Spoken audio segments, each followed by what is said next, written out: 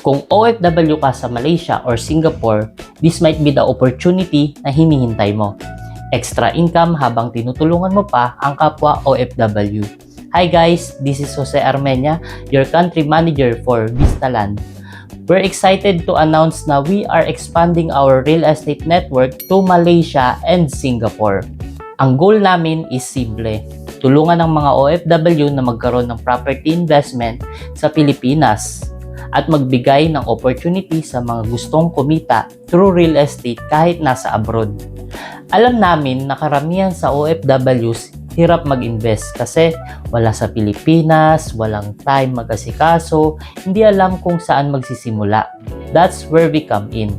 Kami na ang bahala sa property selection, process, guidance step by step. Ikaw na lang ang magde-decide at mag-start. Now, if ikaw naman ay may network ng OFWs or gusto mo ng extra income habang nasa abroad, you can partner with us. No need maging expert agad. We will train you, we will guide you, we will support you. Habang tumutulong ka sa kapwa OFW, kumikita ka din. Hindi lang ito basta bentahan ng property. This is about building long-term income, helping fellow Filipinos, creating opportunities kahit nasa ibang bansa ka, and the best part, pwede mo gawin kahit part-time lang.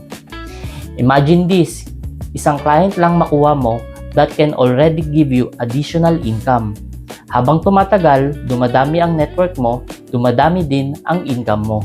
Hindi habang buhay, OFW tayo.